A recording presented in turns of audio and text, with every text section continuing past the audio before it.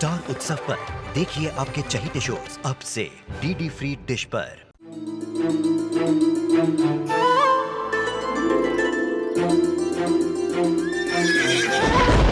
कृष्ण देखो,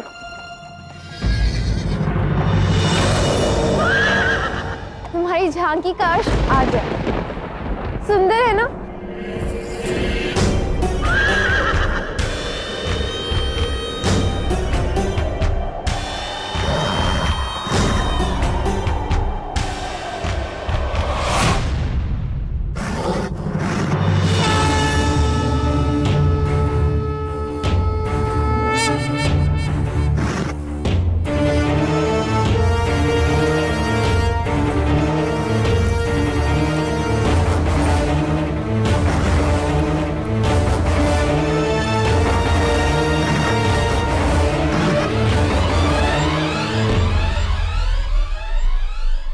यदा यदा हि धर्मस्य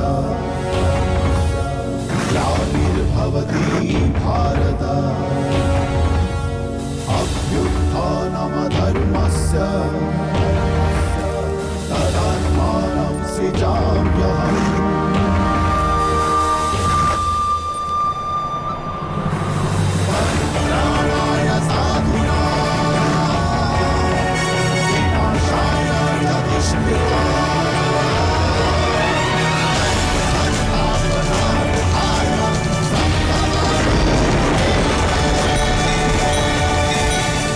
अश्व यहाँ क्या कर रहा है? इसका चयन तो राधा ने ही किया है। तुम्हारे सत्कार के लिए कृष्ण।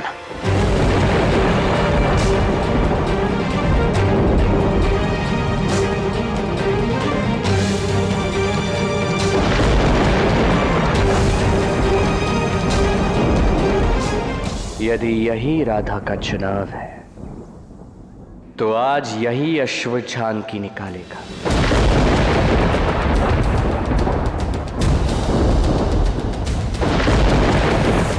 बहुत हो गया मौन मौन, अब मैं झांकी का प्रबंध देखूंगी।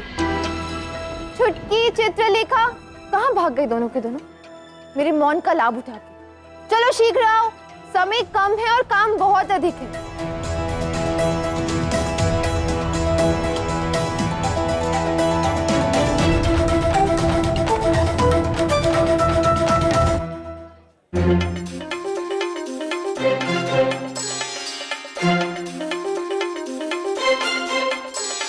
स्वागत है आप सभी का कान्हा की इस दिव्य और भव्य सम्मान यात्रा में। आज इस सम्मान यात्रा में कान्हा को फूलों के हार पहनाकर दिव्य रथ पर बिठाकर समस्त बरसाना और वृंदावन का भ्रमण कराया जाएगा। किंतु इससे पूर्व कि इस अद्भुत यात्रा का शुभारंभ हो, हमारी प्यारी राधा आप सभी को और निसंदेह हमारे कान्हा को भी अपना धन्यवाद एक विशेष नृत्य प्रस्तुत करके देना चाहती हैं। तो मित्रों, तालियों से स्वागत होना चाहिए हमारी प्यारी राधा रानी का।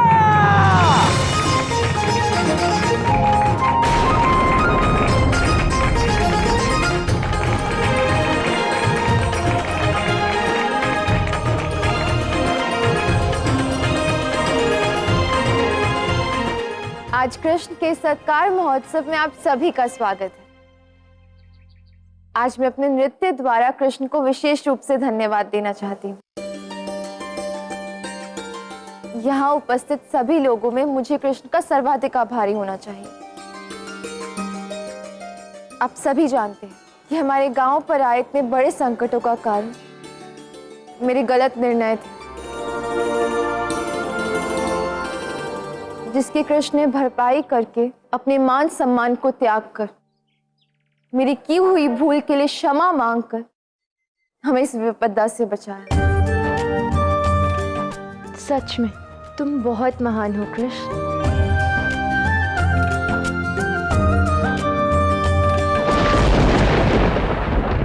कान्हा, राधा ने भी अपने मुखिया स्वरूप में बहुत से अच्छे कार्य किए हैं, किंतु वो महान केवल तुम्हें बता रही है। वो सभी के समक्ष स्वयं को गलत और तुम्हें महान सिद्ध कर रही है। ये क्यों कर रही है ऐसा वो? स्वयं को छोटा सिद्ध करेगी तभी तो कृष्ण को बड़ा सिद्ध कर पाएगी मेरी राधा। अब राधा को कैसे समझाऊं? राधा और कृष्ण एक ही, एक समान, कोई छोटा कोई बड़ा नहीं है। वो कृष्ण ही है जिसने मेरी हर भूल को सुधारा। तुम ये सब कैसे देख पा रहे हो गाना? मेरा तो मन व्याकुल हो जाता है और तुम। अब मैं नहीं सहूंगा तो कौन सहेगा दाव? अंततः ये मेरी राधा जो है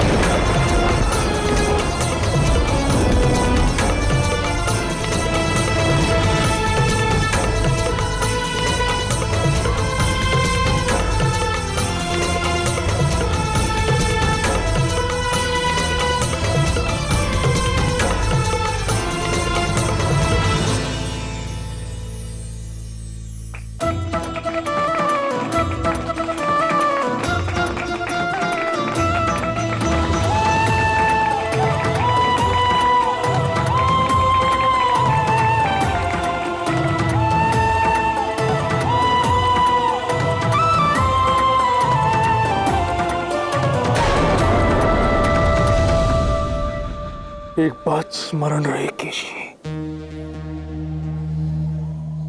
जैसे ही वो तो पुरुष तुम पर आसीन हो, तुम तुरंत ही निकल जाना। उस कृष्ण के बैठने की प्रतीक्षा मत करना, उसे अवसर ही मत देना। अब समय आ गया है कृष्ण सम्मान में झांकी के प्रस्थान का।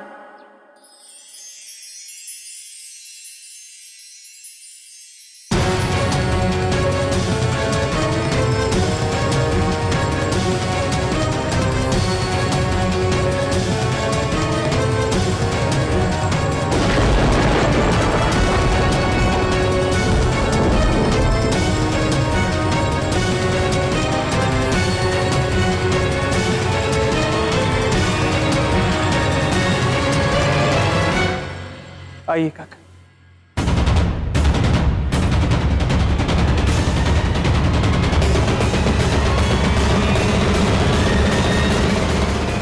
रुकिए।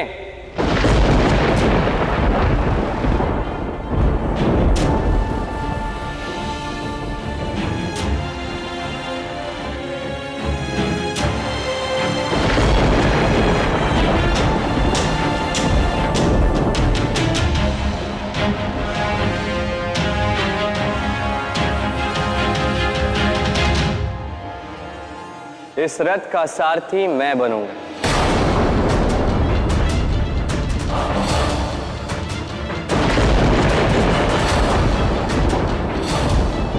देखो कृष्ण, ये अश्व अत्यंत चंचल है। केवल अनुभवी सारथी ही इसे साध सकते हैं, इसे नियंत्रित कर सकते हैं। यदि किसी नौसिखिए ने प्रयास किया तो हानि भी हो सकती है।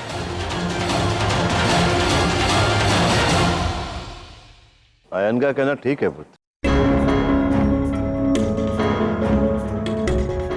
हाँ कृष्ण, बाबा और काका से अच्छा सारथी कोई हो ही नहीं सकता।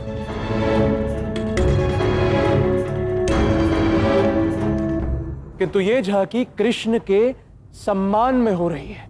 कृष्ण सारथी कैसे बन सकता है?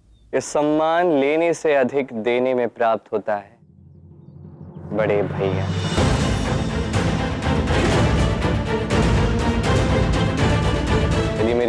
मेरी सारथी बने, ये मेरे लिए सम्मान नहीं। ये मेरे लिए अभिमान हुआ। मेरे लिए सम्मान वो होगा यदि मैं अपने बड़ों के लिए सारथी बनूं। इसलिए यदि आप सभी मेरा सम्मान सच में करना चाहते हैं तो कृपया मुझे सारथी बनने दीजिए।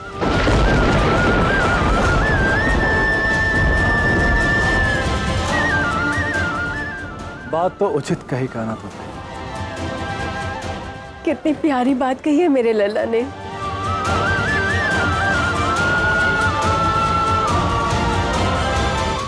कृष्ण, तुम मेरी दृष्टि में और भी ऊंचे उठते जा रहे हो।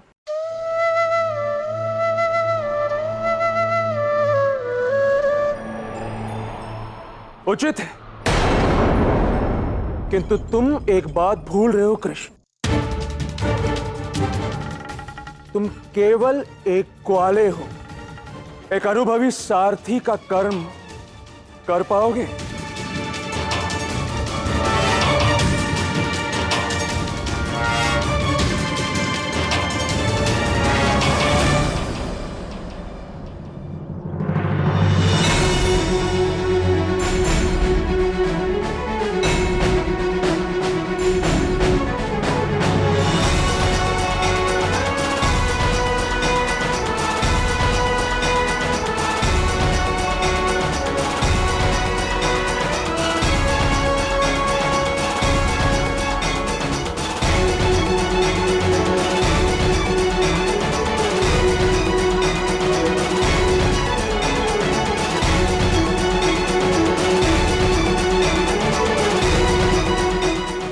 उचित कहा आपने।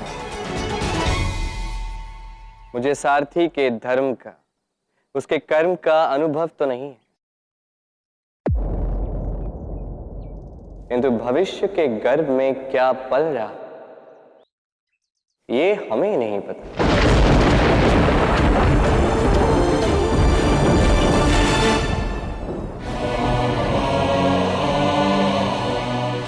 संभवतः आज का ये अनुभव मुझे भविष्य में किसी का सारथी बनने के लिए सज्ज करते।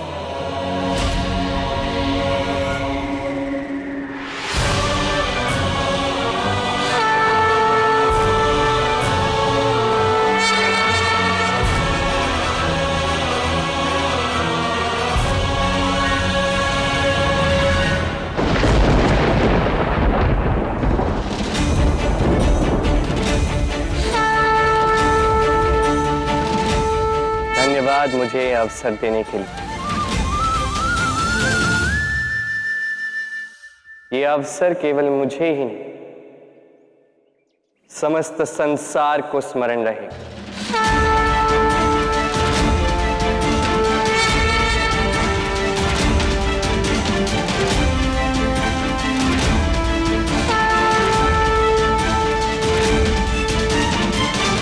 तो ठीक कृष्ण, तुम्हें बड़ों का सारथी बनने का सम्मान ही चाहिए ना।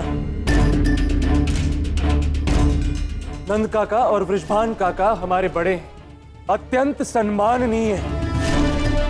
अब ये इस रथ पर आसीन होंगे और तुम बनोगे इनके सारथी।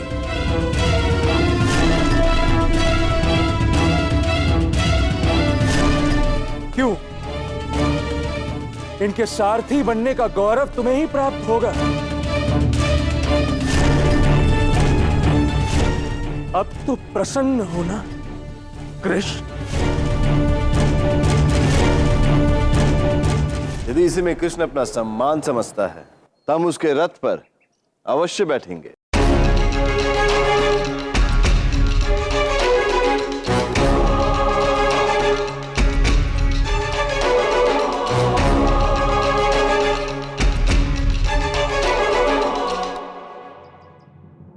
आओ मित्र।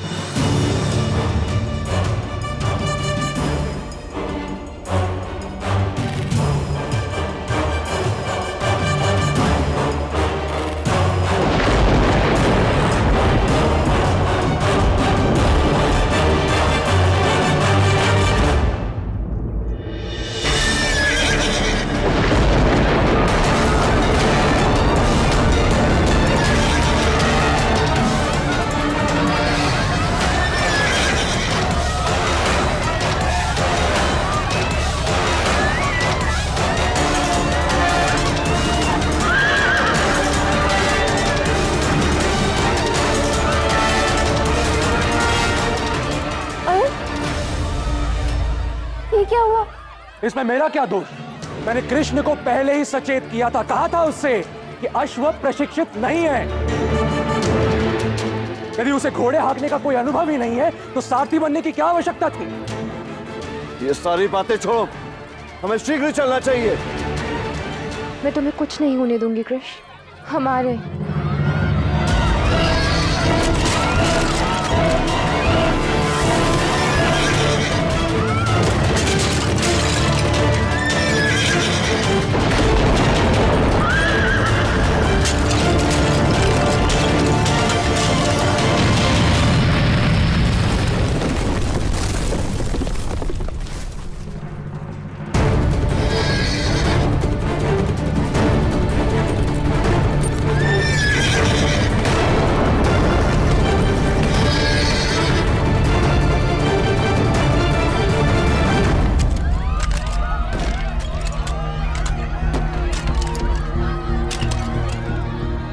हे नारायण, इस अश्व ने तो उत्पात मचा के रख दिया। मेरे कृष्ण को सुरक्षित रखना।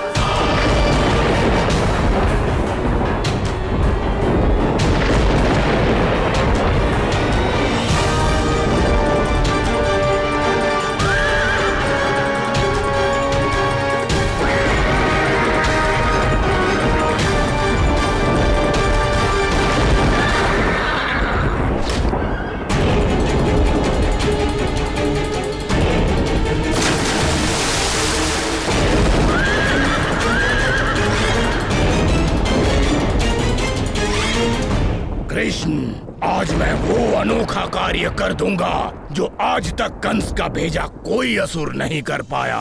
मैं तुम्हें कंस तक पहुंचाऊंगा। स्वप्न मत देखो केशी, ऐसा कुछ नहीं होगा। जब मैं तुम्हें यहाँ तक ला सकता हूँ तो कंस तक भी अवश्य पहुँचा सकता हूँ। तुम यहाँ तक मुझे ला पाए क्योंकि मैंने तुम्हें यहाँ तक लाने दिया केशी। अब यमुना ही तुम्हारा यम बनेगी।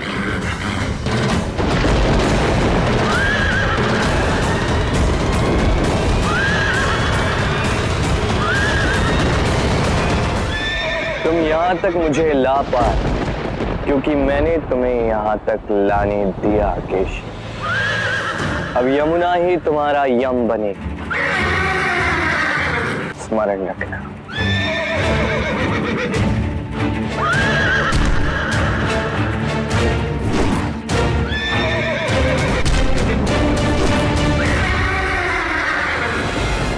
सुना था तुम मायावी हो, किंतु कदाचित तुम नहीं जानते कि मेरी शक्ति के सामने तुम्हारी माया नहीं टिक पाएगी।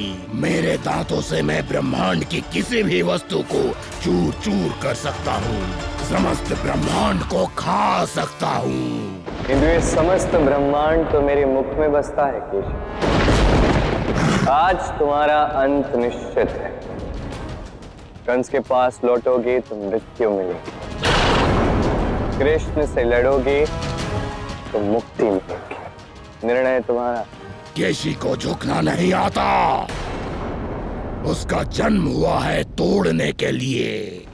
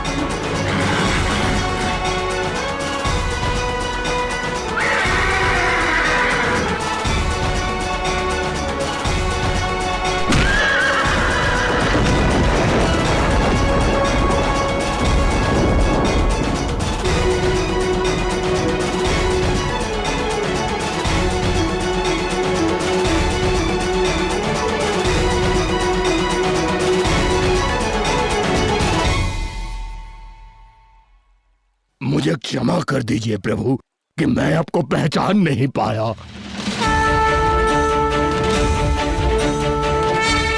तुम्हारा चयन सार्थक रहा। मुक्ति पाने के लिए पर्याप्त वीरता का प्रदर्शन किया तुमने। मुक्ति पाने के लिए पर्याप्त वीरता का परिचय दिया तुमने। अद्भुत।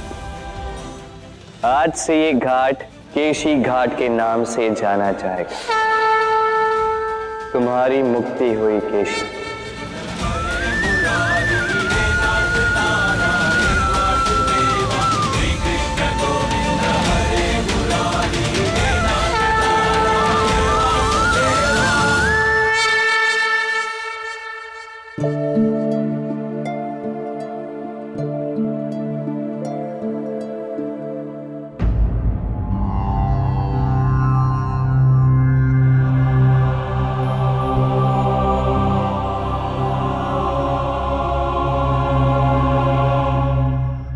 देवी यमुना, कृपा करके मेरे केस से इस रक्त को साफ कर दे। अपनी धारा के साथ इसे बहा दे। कृपा करके इस तट को पुनः पवित्र कर दे।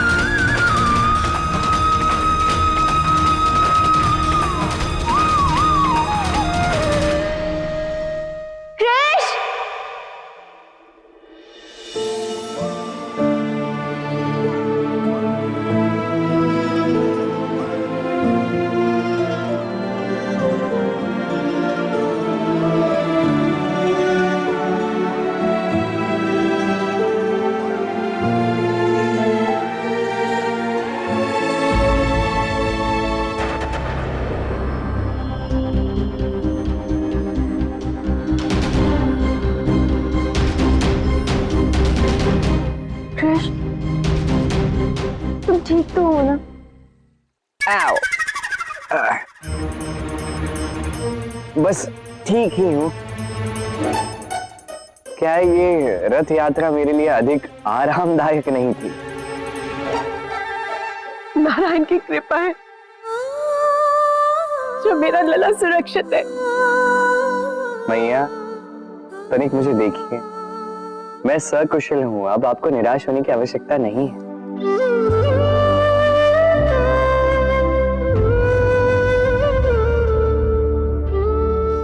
किंतु वो अश्व कहाँ गया पुत्र?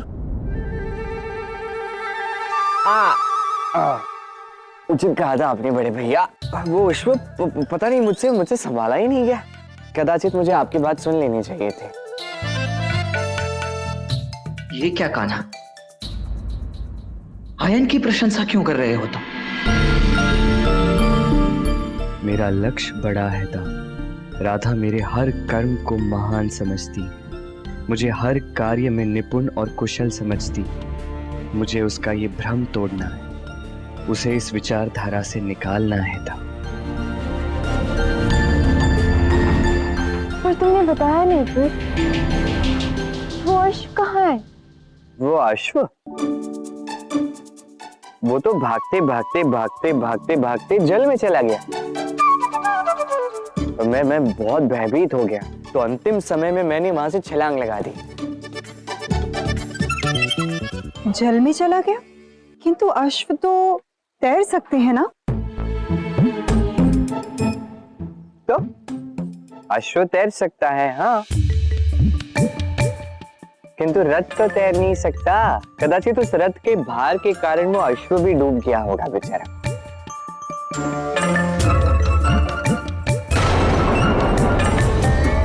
किंतु कृष्ण, तुम केश क्यों धो रहे थे? वो तो कूदने के कारण मेरे केश में मिट्टी लग गई थी ना, इसलिए। हाँ, मैंने तुम्हें पहले ही सचेत किया था कृष्ण। कहा था तुमसे कि तुम अनुभवहीन हो, उस अश्व को नहीं संभाल पाओगे, किंतु नहीं, उसके पश्चात भी तुम हट करके उस रथ पर सवार हो गए। आज तुम्हारी इसी हठ धर्मिता के कारण उस अश्व को अपने प्राण खोने पड़े। यहाँ तक कि बृषभान काका और नंद काका का जीवन तक संकट में डाल दिया तुमने। आयन, ये तुम कैसी बातें कर रहे हो? कृष्ण ने तो रथ का सारथी बनकर मेरे बाबा और मेरे नंद काका की सहायता की है, उनके प्राण बचाए।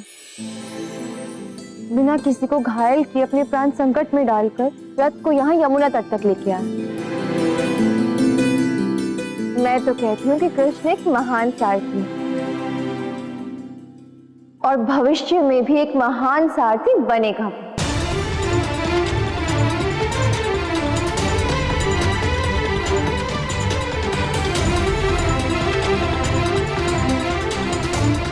और मेरे विचार से कृष्ण ने आज एक अत्यंत महान काम किया है। केशी नामक अश्व से हम सभी के प्राण बचाए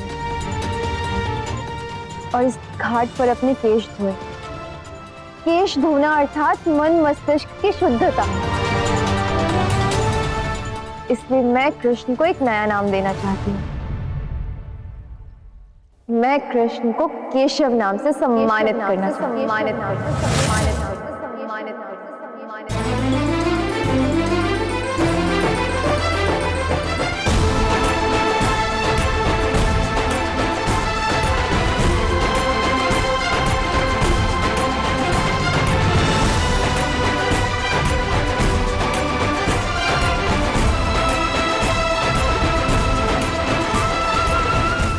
केशव,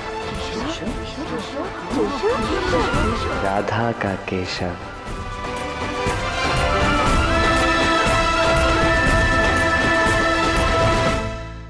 केशव बहुत अच्छा नाम है राधा। इस सम्मान के लिए और इस नए नाम के लिए बहुत बहुत धन्यवाद। आशा करती हूँ कि एक दिन संसार तुम्हें इस नाम से भी पुकारे, केशव, केशव, केशव।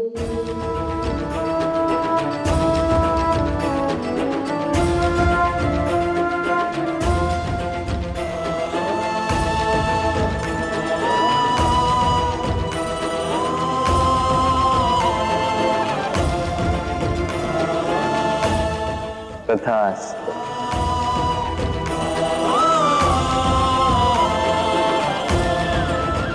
कान्हा, ये तो सारे प्रयास असफल हो गए। तुमने कितने प्रयत्न किए राधा के इस भ्रम को तोड़ने के, उसे समझाने के, किंतु वो तो समझ ही नहीं रही है। मुझे तो अब भय सा लगने लगा है सच्ची। अब तो राधा को अस्तित्व खोना होगा था। अब जब राधा को ज्ञात होगा कि वो अपना अस्तित्व खो रही, तभी टूटेगा ये भ्रम। अब इस मृग तृष्णा का अंत करने के लिए राधा को अस्तित्वहीन होना होगा।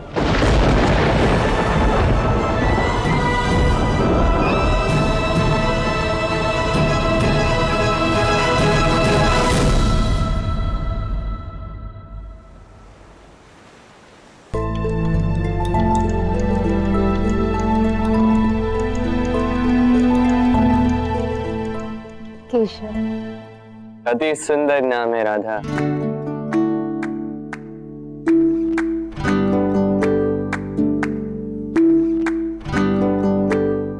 तुम कब आए?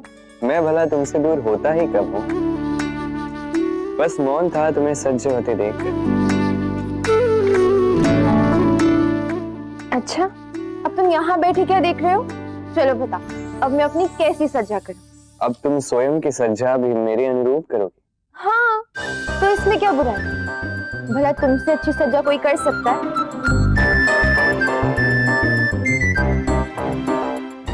तो बताओ, मैं क्या पहनूं? ये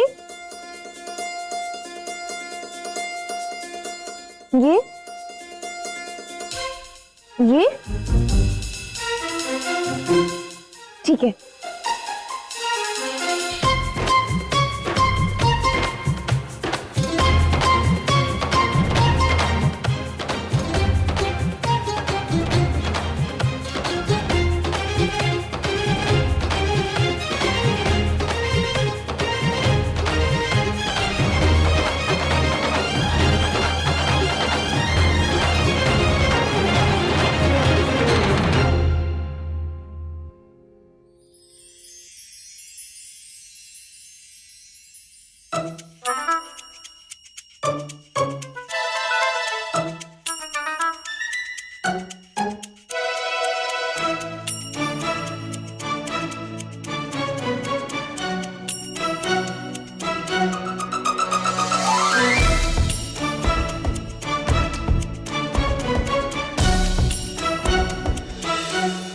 क्या तुम्हें विश्वास है कि ये सज्जा सही लग रही है?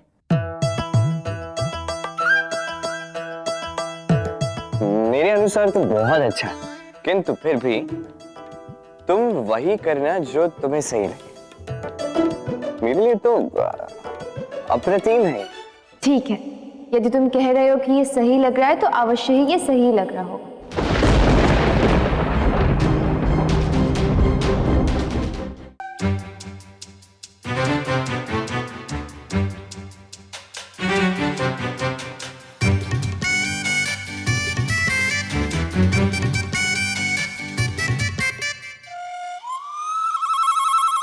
राधा, आज तुम्हारा पोशाक इतना रंग बिरंगा क्यों है? अब अधिक प्रशंसा मत करना। मैं जानती हूँ कि मैं बहुत सुंदर लग रही हूँ। नहीं रे बावरी, तू अच्छी नहीं लग रही है। चल मैं तेरा पोशाक ठीक। नहीं, कृष्ण ने स्वयं मेरी पोशाक का चयन किया है और वो कभी कुछ गलत कर ही नहीं सकता। वो जो करता है श्रेष्ठ करता है। तो हमारे कान्हा ने सज्जा की है राधा की,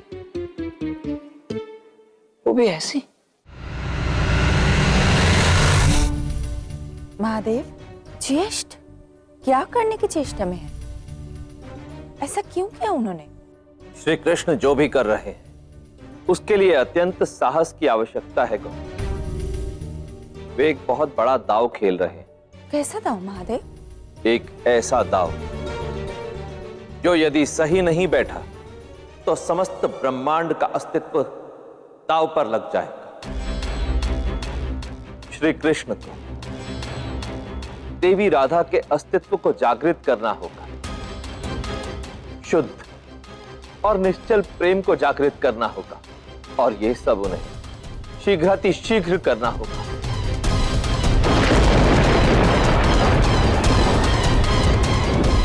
अन्यथा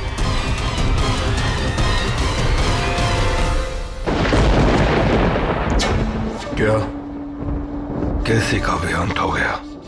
पूतना, बकासुर, अगासुर, योमासुर, अरिष्टासुर और अब कैसी? एक के बाद एक मेरे भेजे प्रत्येकासुर का उस कृष्ण ने अंत कर दिया। हम यही तो भूल कर रहे हैं महाराज, एक एक करके नहीं, हमें ये सभी आसुरी शक्तियां एक साथ भेजनी होंगी। नहीं अक्रूर, अब असुरों से कार्य नहीं सदेगा। वो कृष्ण छलिया है, वो छल करता है। उसके मृत्यु लोक आने का उद्देश्य केवल उस राधा को शुद्ध करना या मेरा अंत नहीं, कुछ और भी है। मुझे उसके उद्देश्य और उसकी पूरी योजना का पता लगाना होगा। अब उस कृष्ण की योजना समझने के लिए ये कंस अब उस कृष्ण की भांति ही सोचेगा। ये क्या किया है तुमने कान्हा? ये कैसी विचित्र सी सज्जा की है राधा की। अरे कान्हा जब अपनी राधा की सज्जा करता है ना, तो समस्त संसार उसके रूप को देखता ही रह जाता है। कहां गया तुम्हारा ये प्रेम? प्रेम? आज भी मैंने प्रेम से ही राधा की सज्जा की थी, किंतु ये श्रृंगार प्रेम व्यक्त करने के लिए नहीं, प्रेम समझाने के लिए था। पर वैसे भी ये सज्जा एक दिन के लिए ही तो है। आज जो भी हुआ वो कहीं न कहीं राधा के मन को अवश्य खटकेगा। राधा कभी उसे स्वीकार नहीं करेगी। राधा के लिए कृष्ण जो भी कहेगा वो उसे ब्रह्म वाक्य सा ही प्रतीत होगा। उसके अनुसार कृष्ण कभी कुछ अनुचित कर ही नहीं सकता। दाऊ राधा निकल पड़ी है उस राह पर जहां वो कृष्ण बनना चाहती है, किंतु ये वो राह है जो उसे स्वयं अपने कृष्ण से, स्वयं अपने आप से, स्वयं प्रेम से दूर ले जा रही है।